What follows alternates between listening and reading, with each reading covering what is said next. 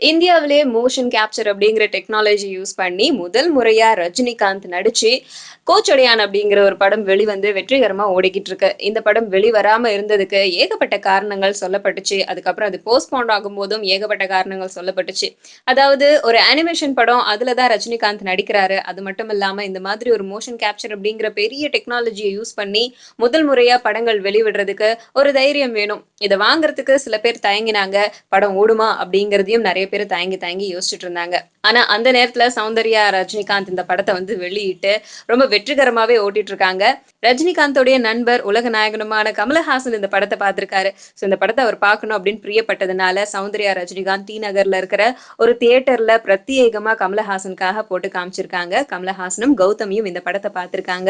இந்த படத்தை பார்த்ததும் கமலஹாசனுக்கு ரொம்பவே பிடிச்சு போச்சு. பொதுவாவே கமல் அப்படின்னு சொன்னாலே டெக்னிக்கலா வந்து ஒரு படத்தை எப்படி எல்லாம் பாக்குறது அப்படிங்கறதுல பேர் போனவர்.